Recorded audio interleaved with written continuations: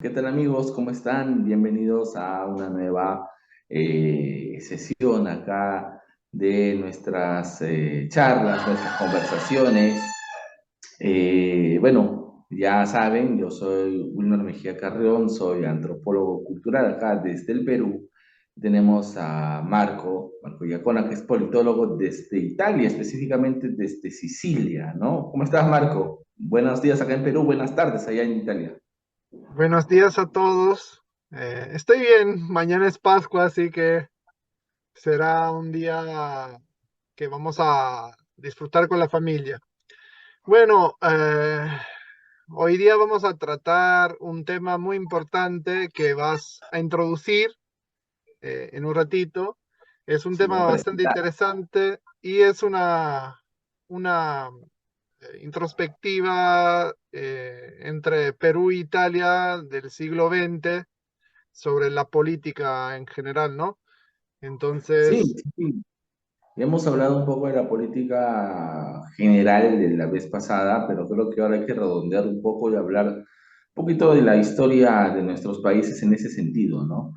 Bueno, particularmente yo no soy así un gran experto, pero tengo, en el caso peruano, tengo cierto conocimiento general que creo que es suficiente para armar una discusión interesante al respecto, ¿no? Y sobre todo entender ciertas influencias, ¿no? El Perú en realidad del siglo XX y finales del siglo XIX va a recibir migrantes italianos. Inclusive me atrevo a decir que junto con los chinos, los japoneses, los sí, italianos van a ser también un flujo importante de migración.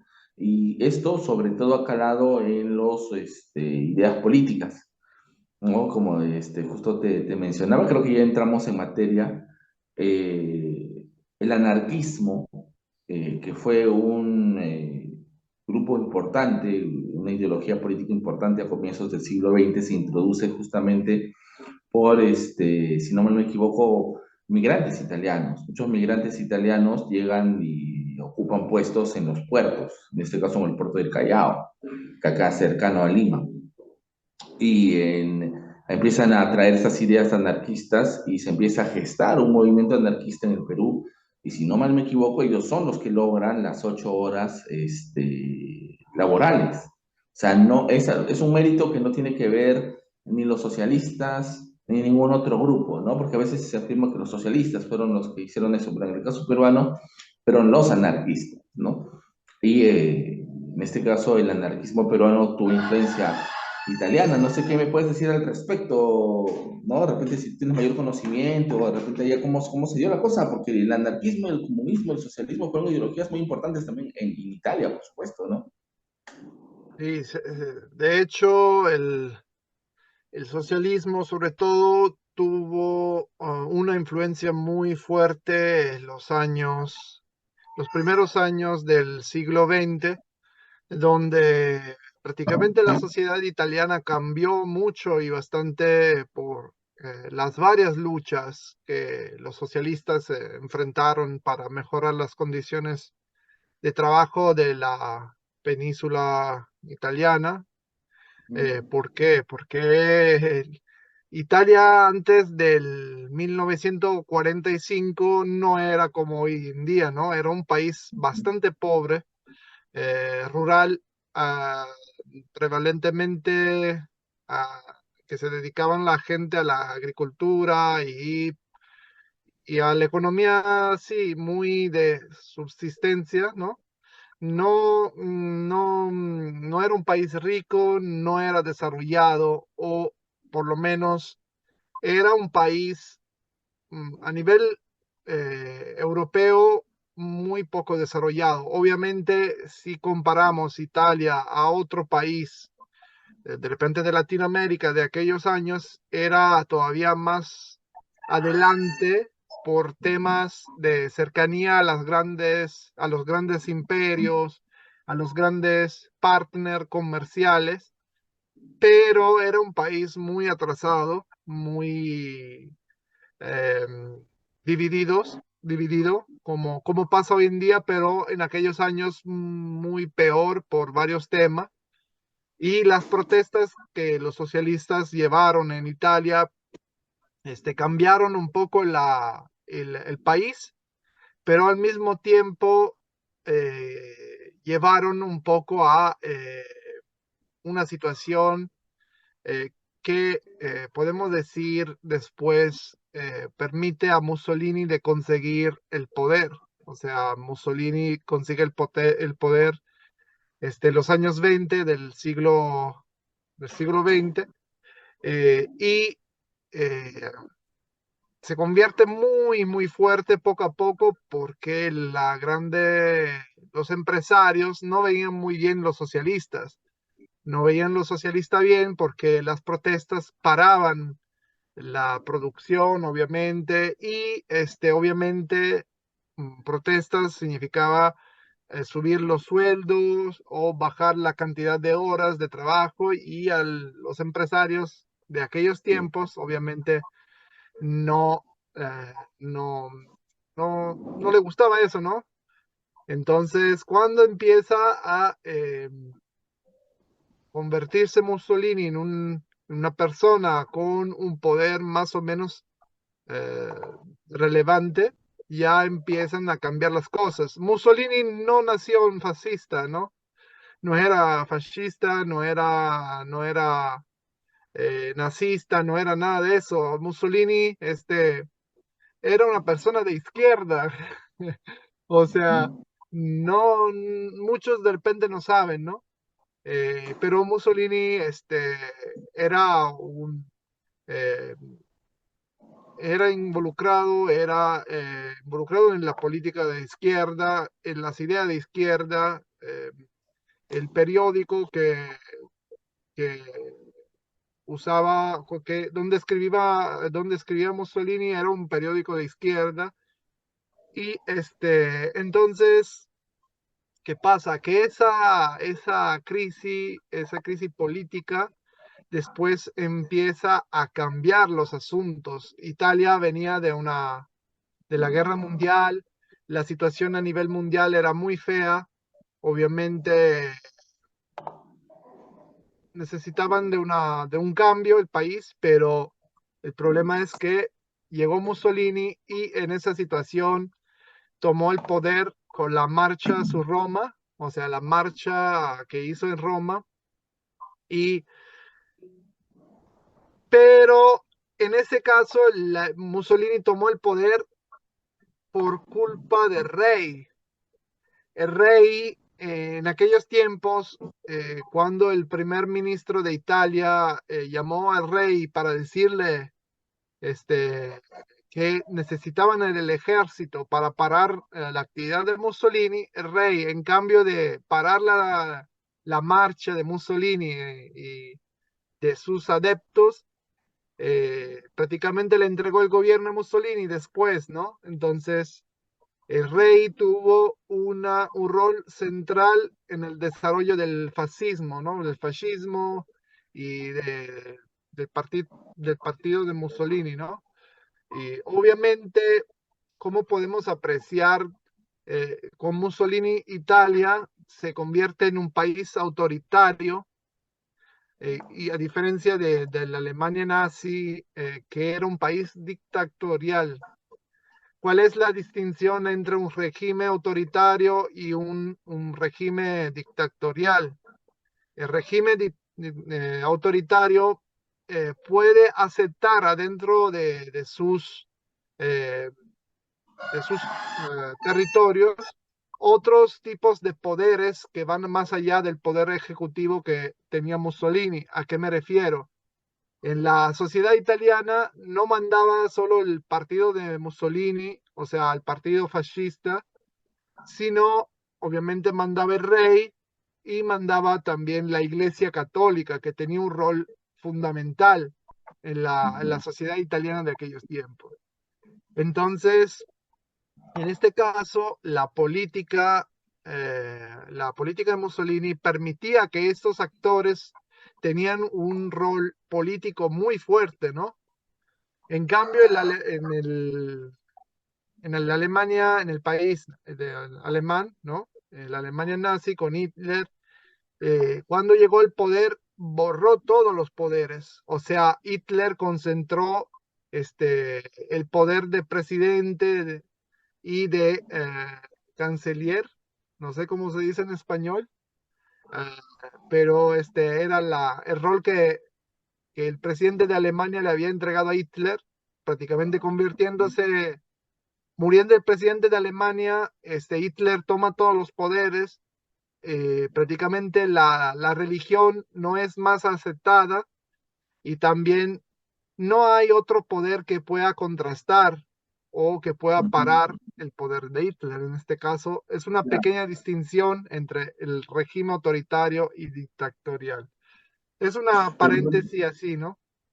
pero dime una cosa, Mussolini en este caso, si no mal recuerdo, y eso tú lo debes saber mejor, creo que él estuvo en contra de la Iglesia Católica y contra los judíos. ¿Eso es cierto? En realidad no estuvo nunca contra la Iglesia Católica por temas del hecho que el italiano era muy religioso. Entonces, ponerse como enemigo a la iglesia significaba perder el poder. Tarde o temprano no hubiese podido más aguantar esta situación y hubiesen sacado Mussolini de alguna forma, porque la iglesia es fuerte y estuvo siempre fuerte. Entonces, para los italianos de aquellos tiempos que eran muy religiosos, por ejemplo, la iglesia en contra significaba perder el poder.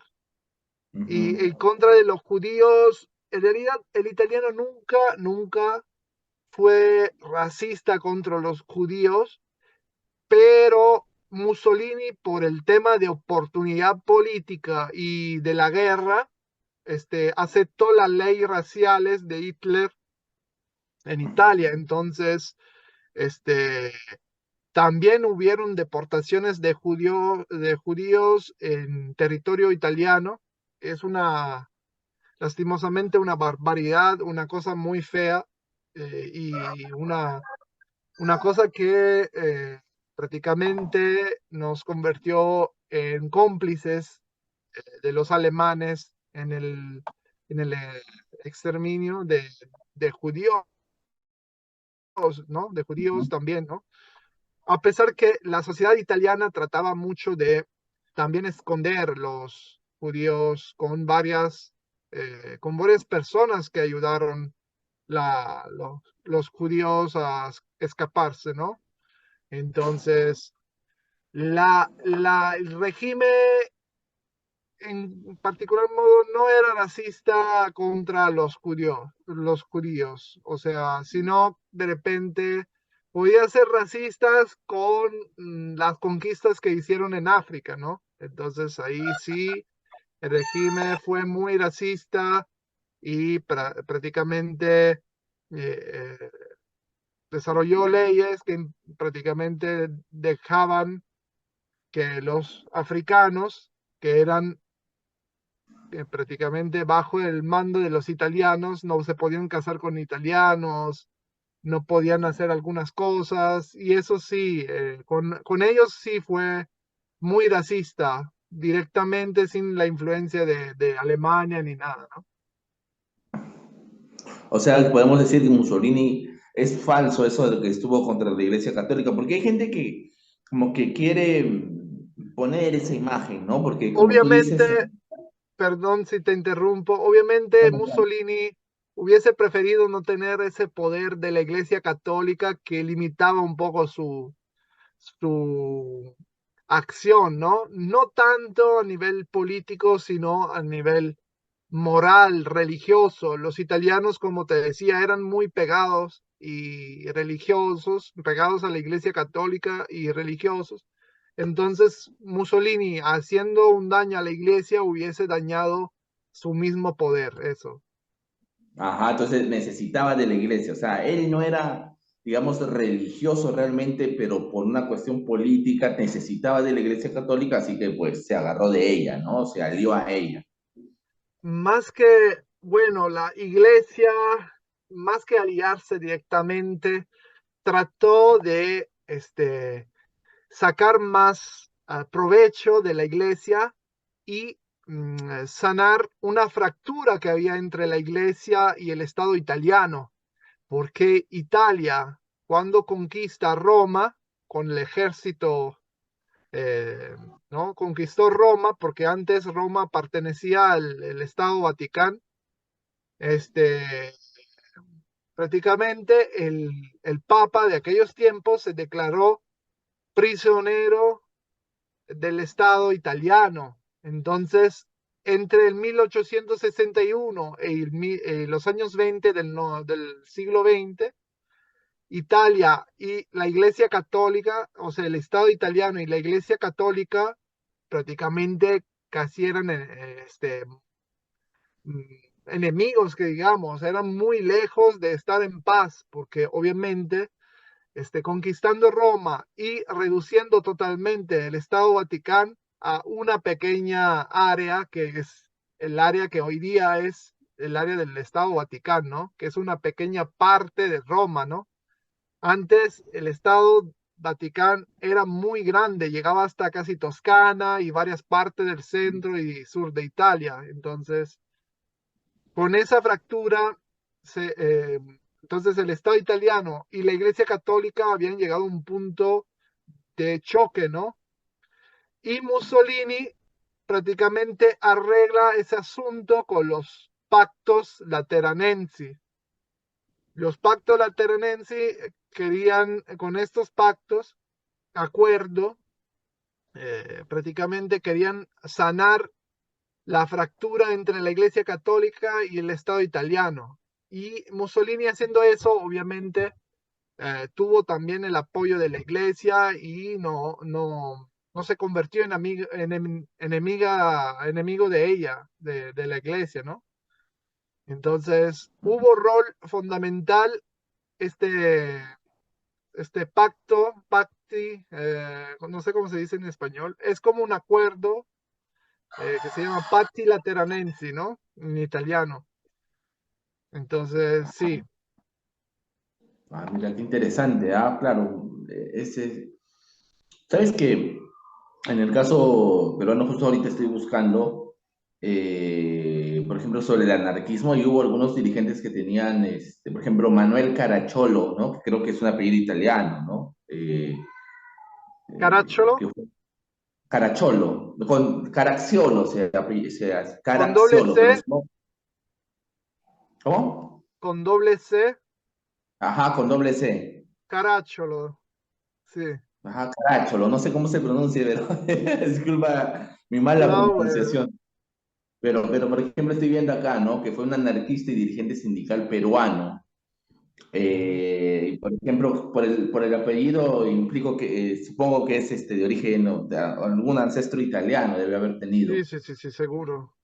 ¿no? ¿No? Acá estoy leyendo y así, varios, a ver,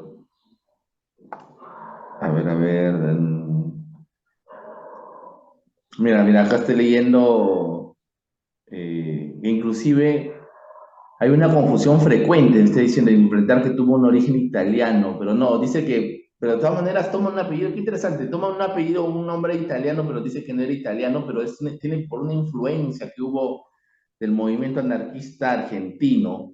Pero de todas maneras, me parece que hay cierta cuestión italiana por ahí, porque también observo otros apellidos italianos por ahí, Sí, de repente, pero como hubo mucha migración de italianos hacia Argentina, de repente, en aquellos tiempos se convirtieron argentinos también, pero eran también de origen italiana, ¿no? O sus padres eran italianos y ellos eran argentinos porque nacieron allá, vivieron allá, pero sí, puede ser, ¿no? sí, estoy viendo eso. Mira, pero acá sí hay, ¿ah? Mira, por ejemplo, estoy viendo en Trujillo, hubo grupos anarquistas y que estaban formados por algunos inmigrantes italianos como Inocencio Lombardozzi, o no sé cómo se pronuncia, con doble Z, Sí, sí, Lombardozzi.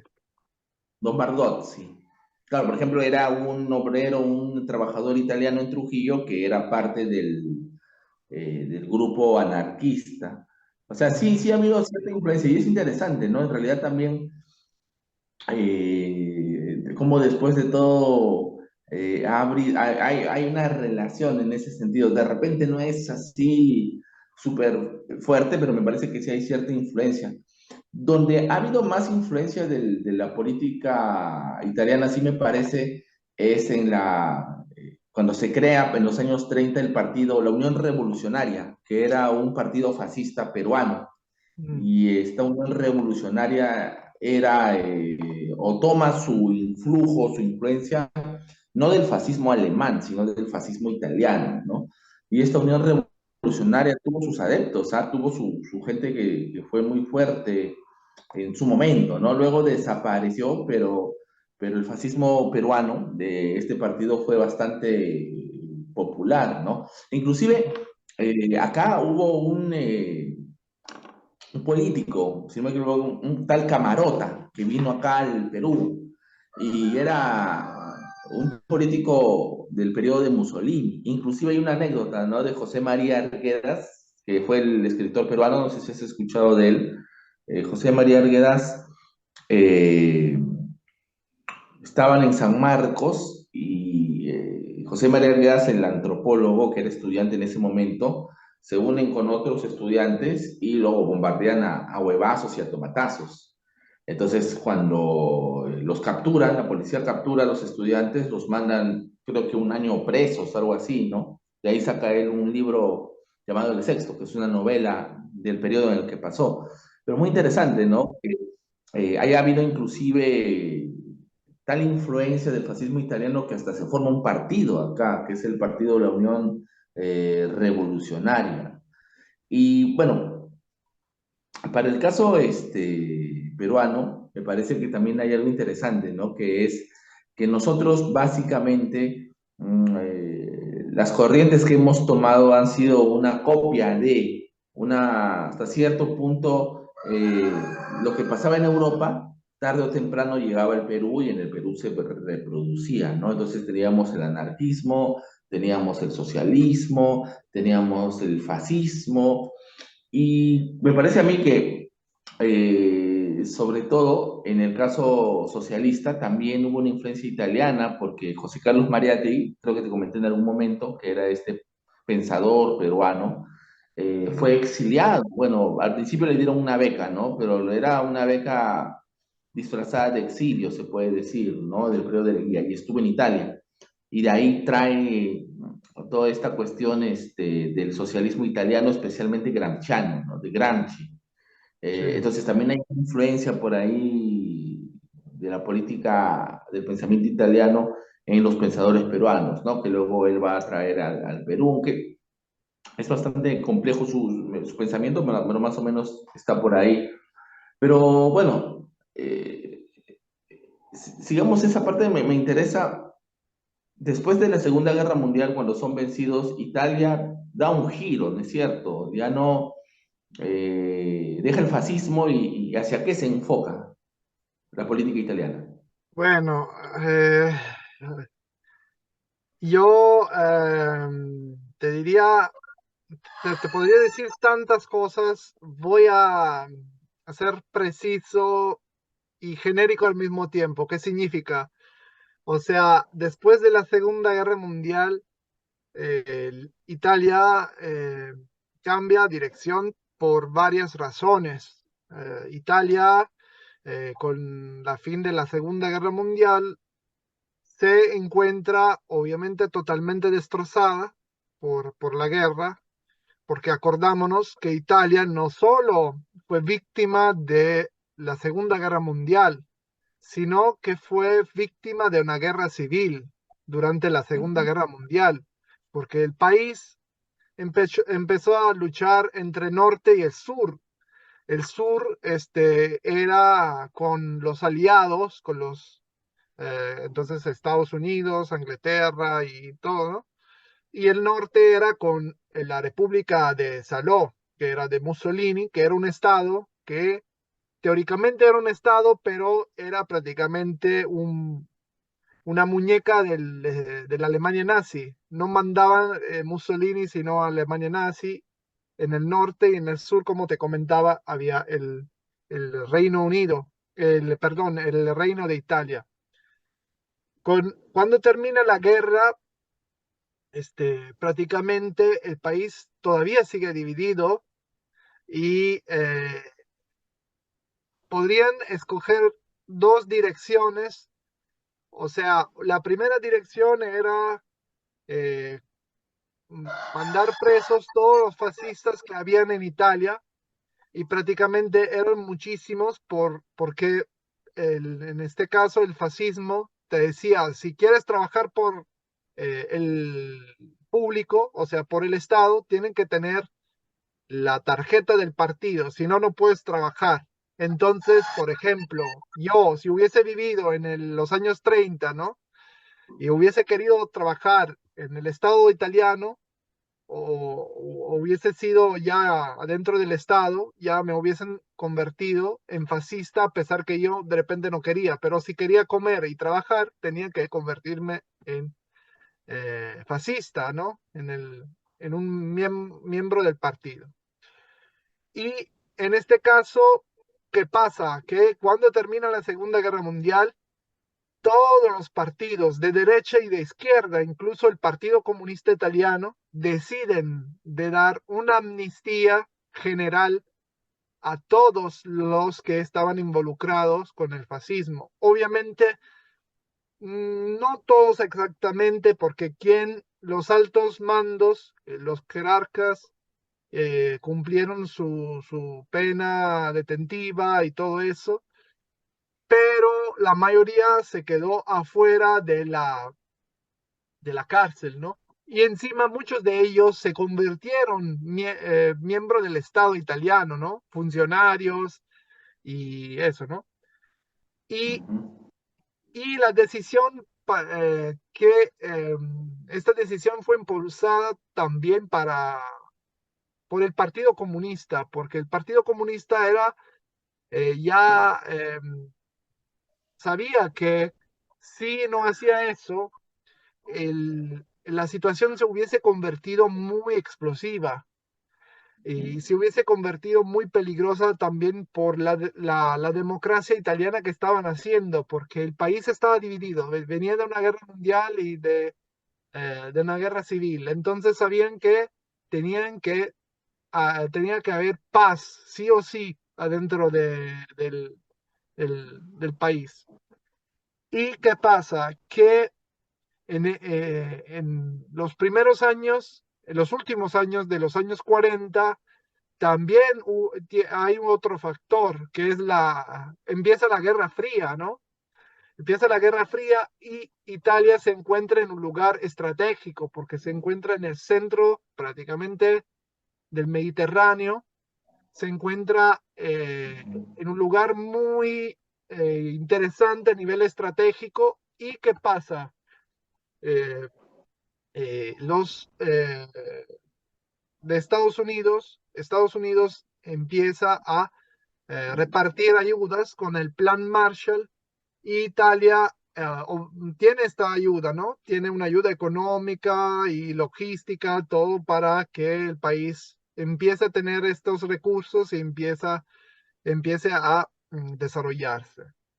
En este caso, Italia decide entonces no tener un cambio eh, fuerte a nivel de la élite política, o sea, los fascistas son convertidos de nuevo en funcionarios públicos sin causar una nueva guerra civil, y deciden apoyar obviamente los aliados eh, como adentro del juego, del nuevo juego de la Guerra Fría, porque obviamente se estaban repartiendo los territorios del mundo, ¿no? Entonces Europa era destrozada y Italia empieza a eh, concentrarse en desarrollar un plan económico gracias a las ayudas del Plan Marshall. Y ese Plan Marshall será muy importante para la economía nacional, porque gracias a eso hay el milagro económico, obviamente. Gracias a eso y gracias al desarrollo de toda Europa, y también gracias a la Guerra Fría. Es feo de decir, pero la Guerra Fría eh, convierte los países europeos en un lugar mucho más importante de lo que era al final de la Segunda Guerra Mundial. Regresamos al tema, a lo que estaba diciendo. Obviamente, como te comentaba, los primeros años después de la Segunda Guerra Mundial fueron muy importantes porque Italia empezó a um, estar adentro de una región, podemos decir, una, una influencia de Estados Unidos y de la NATO, como después se desarrollará. Y en esos años empieza a desarrollarse la Guerra Fría, pero también se desarrolla el milagro económico italiano, que podemos ver en los años 50 y 60, ¿no? Sobre todo, donde el país tiene un desarrollo increíble y que los periodistas empiezan a llamar también, periodistas también extranjeros, el milagro italiano, ¿no? Donde la economía va muy bien, los salarios crecen, empieza a tener un bienestar, y desde ahí empieza a desarrollarse el welfare state, que en español serían el estado de bienestar, ¿no? Todos los servicios, los derechos, la salud gratuita y ahí va, ¿no? Esa es una pequeña introducción que podemos dar cuando hablamos de ese periodo, ¿no? Obviamente hay un montón para hablar, pero te dejo la palabra ahora.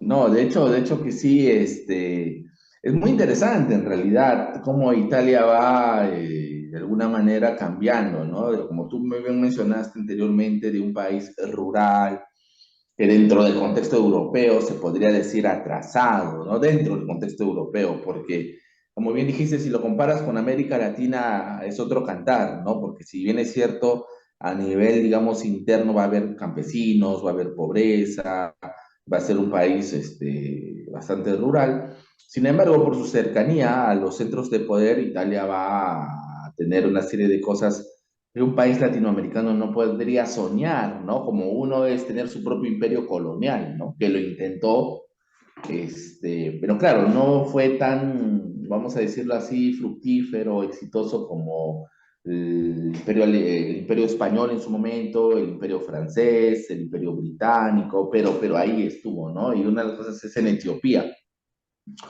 que me parece, bueno, bastante interesante eso. Deberíamos hacer un programa con el imperialismo italiano, creo, ¿ah? Creo que por ahí podría ser, ¿ah? Y Eh, básicamente, disculpe si te interrumpo, el imperialismo italiano fue muy limitado, o sea, a tres regiones que serían o bueno, ahora de estados, que serían la Libia, Somalia y Eritrea. No, no fue tan importante el imperio italiano. Podemos decir que casi fue nulo en la importancia o casi, era más, eh, los ingleses preferían que esos territorios los conquistaban los italianos que darlos a los franceses, ¿no? Que eran sus enemigos. Entonces, fue muy limitado eso, ¿no?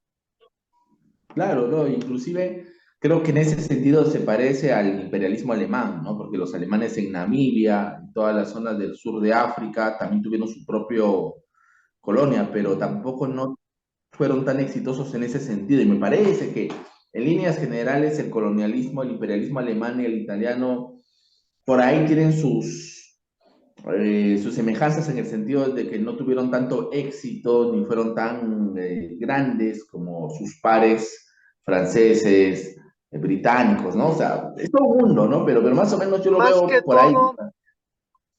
todo, disculpe de nuevo si te No, interrumpo, no, adelante, adelante. este, de repente el imperio alemán no fue tan importante a nivel de conquistas, pero Alemania tenía un poder masivo en influenciar la, los eventos políticos e históricos, porque la influencia alemana llegó en varios puntos de África, también si no tenía colonias en todos sitios, como de repente podía ser Inglaterra o otras potencias como Francia, ¿no? Y a nivel estratégico o a nivel de poder político, Alemania en esos tiempos, hablamos de los imperios coloniales, fue mucho más poderosa y escuchada, ¿no? Sí, sí, sí, mira, que es muy interesante en realidad. Primero, quería mostrarte acá justamente esta cuestión que te decía del fascismo peruano que tenía tintes, vamos a ver,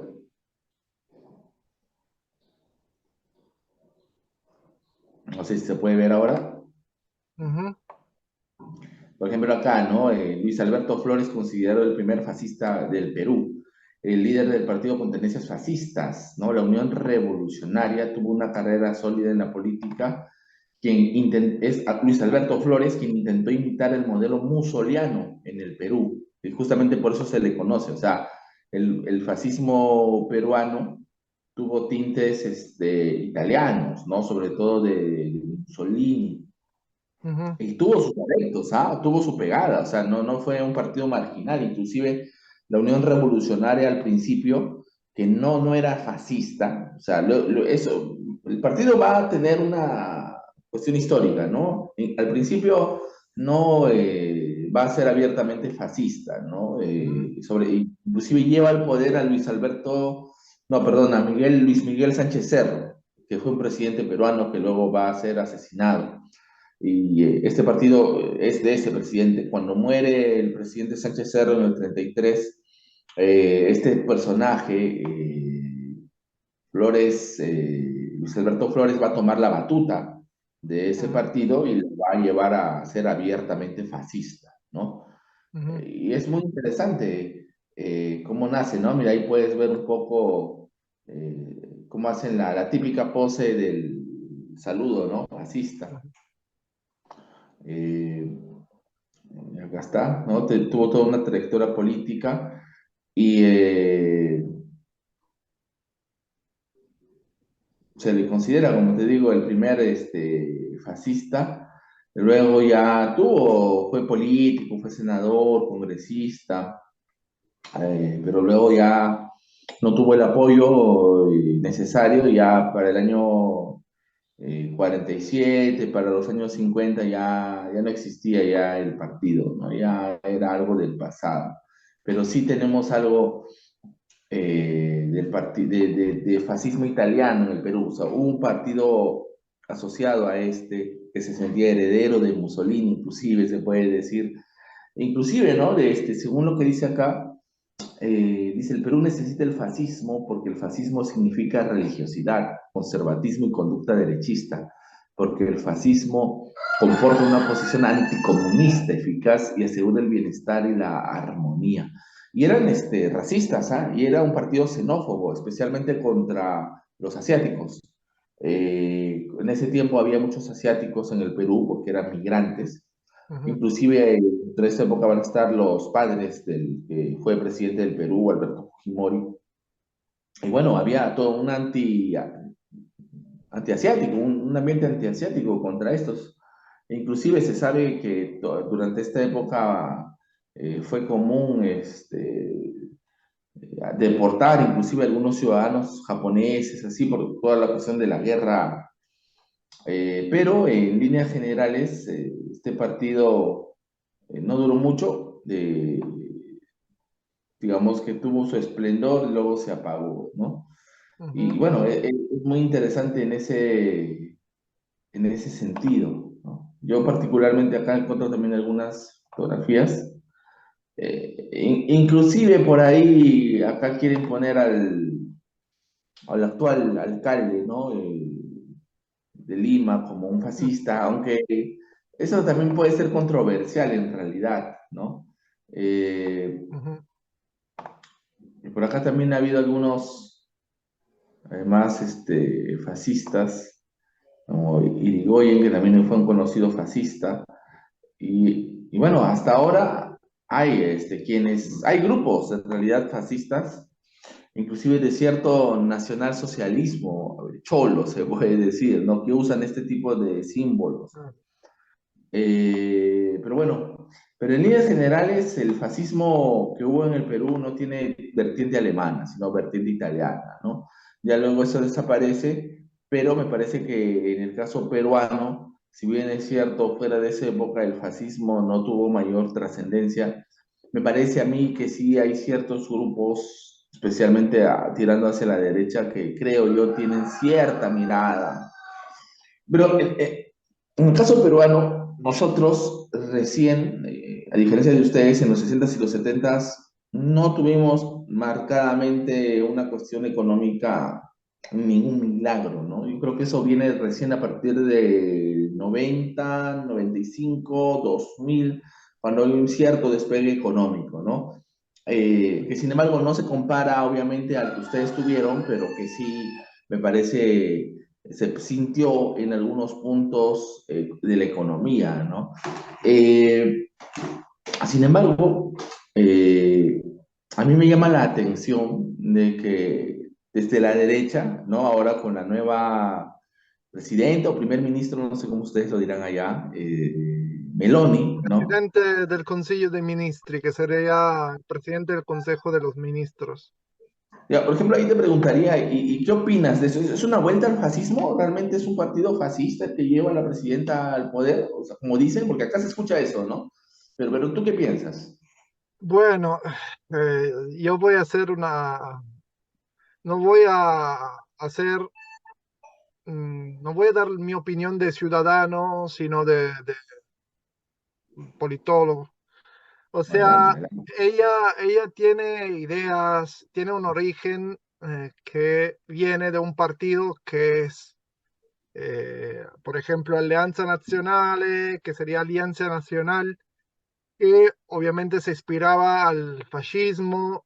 Personas que lo fundaron eran ligadas o tenían relaciones con los fascistas de aquellos tiempos, pero no creo que Giorgio Meloni, a pesar que tiene ideas de extrema derecha, no, su plan económico es de pura extrema derecha, y creo que no pueda regresar al fascismo como llegó al poder Mussolini, ¿no? Porque ahora eh, hay otras características en la democracia, hay otros poderes. Italia está dentro de la Unión Europea y también los medios de comunicación como los social podrían limitar fácilmente el poder de una persona que supuestamente quiere convertir el país en un régimen autoritario o dictatorial, lo que sea, ¿no? Eh, no creo que sea una, o sea, amenaza en el sentido que pueda convertir Italia en un país fascista o algo así, pero sus ideas económicas para Italia no creo puedan desarrollar algo que pueda generar un milagro económico, ¿no? Porque hasta ahora, ahora estamos en abril, ¿no? Entonces, tenemos más o menos 8 meses de gobierno. No hemos visto algo muy fuerte ni importante. Todas las promesas que hizo en la campaña y los gritos populistas que ahí habían en campañas electorales prácticamente se quedaron en la nada, porque obviamente Es muy difícil cambiar un país y es más difícil que querer cambiar un país diciendo cosas que sabes que no se pueden cumplir. Mm, Yo creo que más que ser una amenaza por la democracia italiana, o sea, en el sentido que mañana nos despertamos con el fascismo, creo que puede ser una amenaza más por el tema económico y social para el país y para la gente común, ¿no? Porque hasta ahora no ha sabido luchar y enfrentarse contra los problemas debidos a la guerra y a los rastros que ha dejado la pandemia.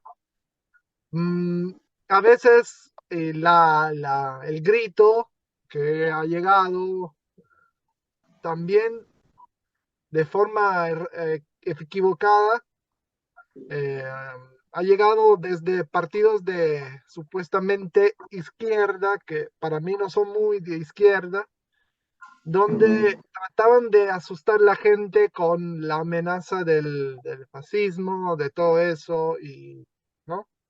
Del problema del fascismo y de la posibilidad que iba a convertir Italia en un país fascista, ¿no?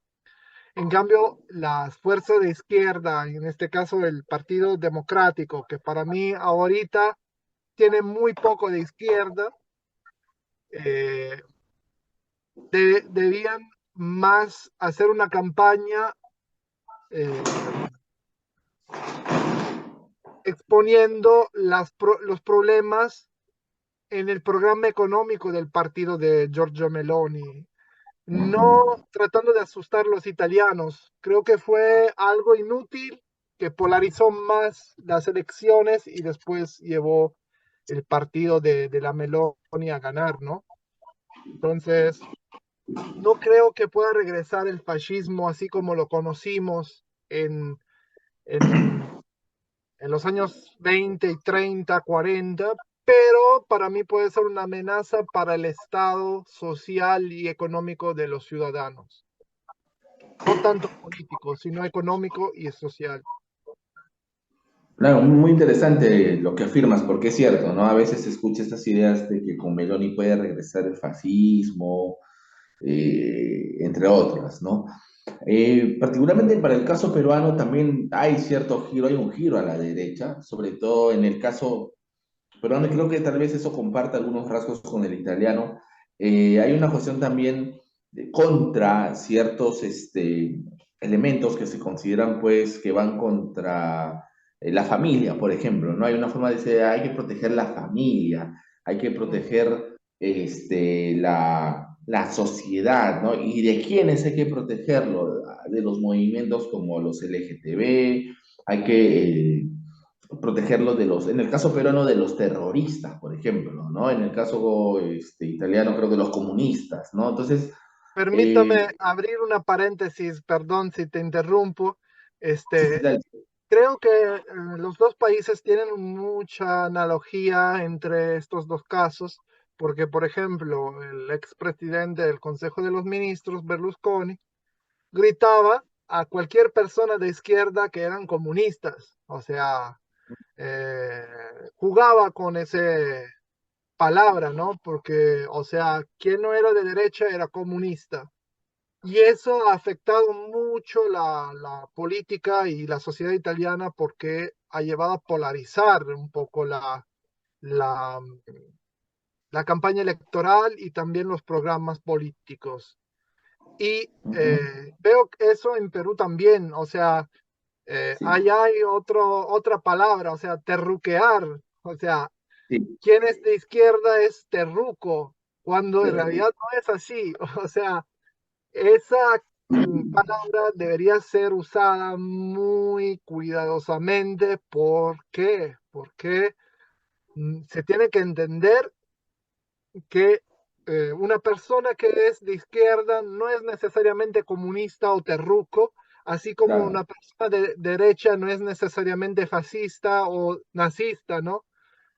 claro, Entonces, entonces, la retórica, el estereotipo que usa la derecha peruana, en este caso, o sea, cualquier persona que tiene un programa electoral más o menos progresista o que trate de llevar algunos temas o algunos cambios que no están bien para la sociedad peruana, ya son terrucos, son comunistas, son, este, no sé, relacionados a alguna anomalía o algún problema, no sé, ¿no?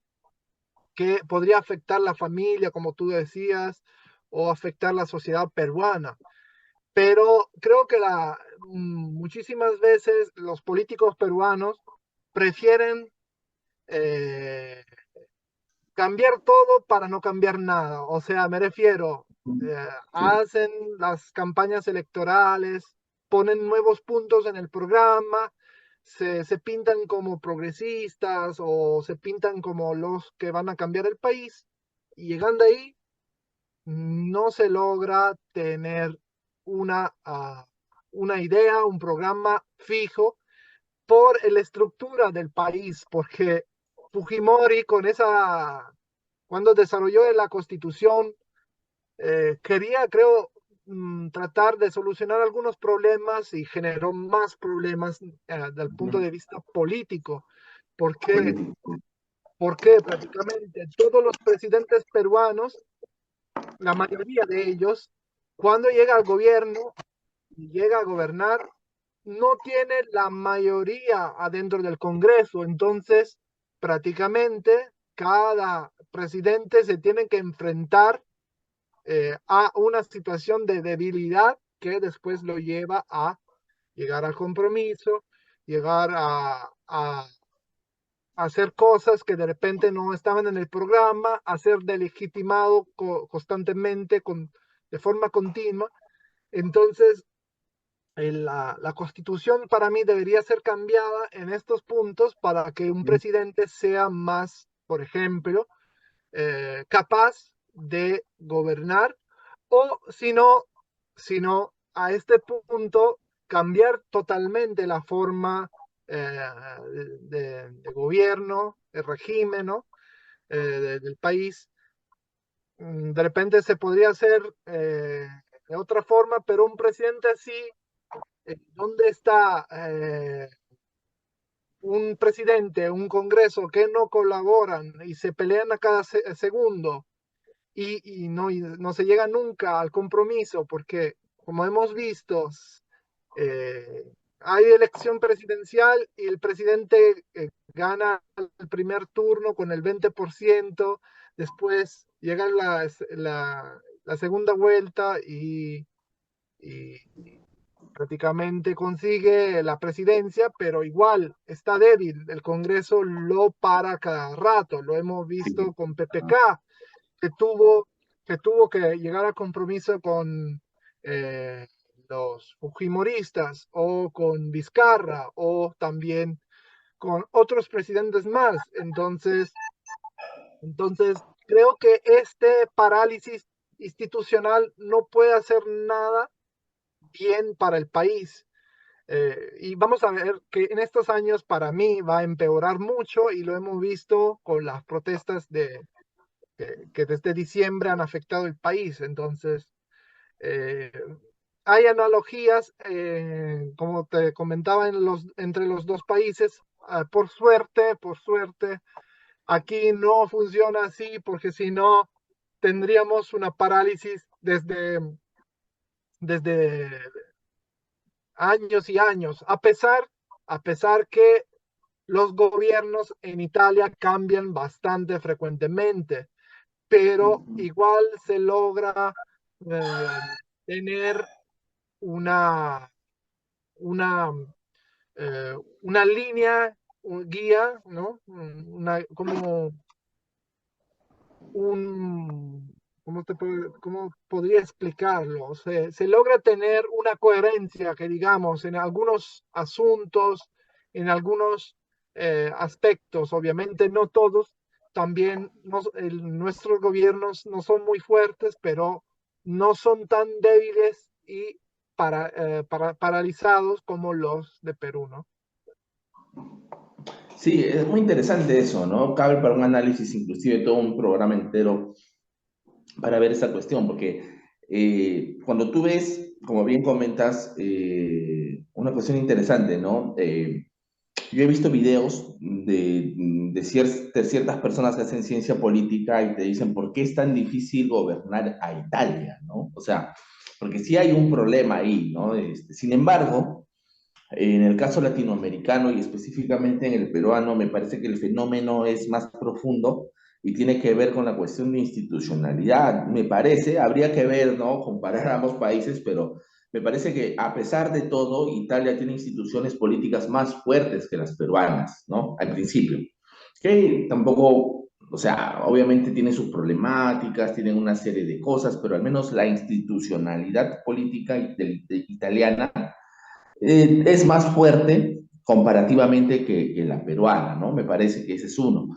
Y otro es que acá habría que comparar, acá es el Parlamento peruano tiene fuerza, tiene poder, no puede parar de cabeza al presidente, como ya lo hemos visto, no estoy usando una expresión ahí popular, no parar de cabeza, que lo puede El problema, destrozar. por ejemplo, que la Constitución peruana tiene herramientas que más allá que ayudar la democracia, la hunden, ¿no? ¿Por qué? Ujú, Porque, por ejemplo, y te voy a hacer dos ejemplos. Una herramienta que tiene el Congreso y una herramienta que tiene el presidente de la República, ¿no? La primera herramienta del Congreso es prácticamente poder vacar el presidente de la República por una incapacidad moral permanente. El problema es que nunca la Constitución peruana ha aclarado muy bien a qué se refiere con eh, prácticamente vacar un presidente por incapacidad moral permanente. ¿A qué se refiere exactamente? ¿Cuándo sería justo activar ese asunto? ¿O cuándo sería justo a usar esa herramienta y cuándo no? ¿No?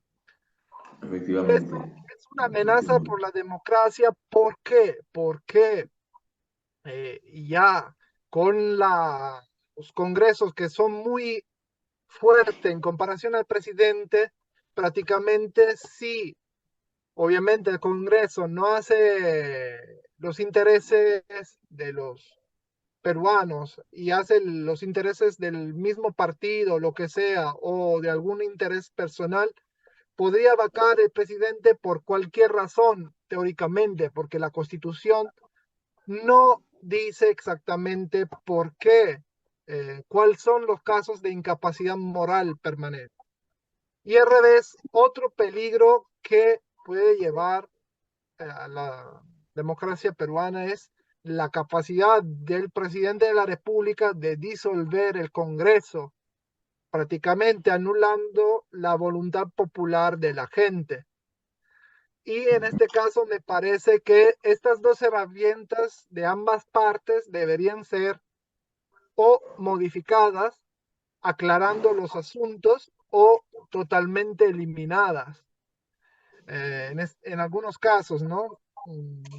Entonces, eso es un problema, es una debilidad entre poderes del Estado, ¿no?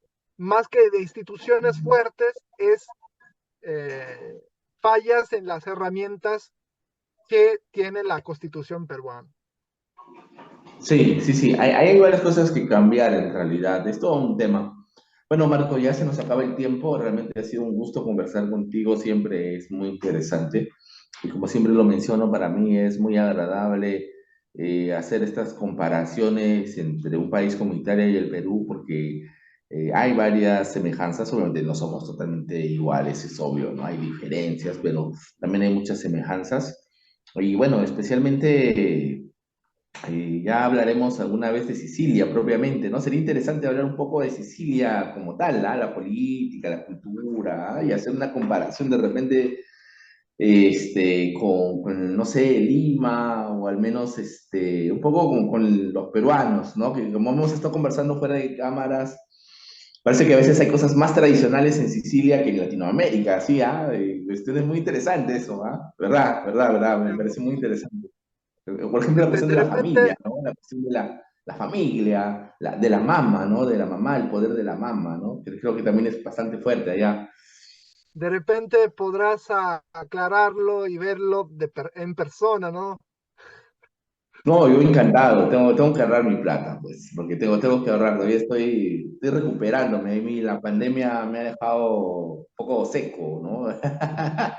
Pero tengo que recuperar. Como a todos, la pandemia ha dejado a Sí, todos.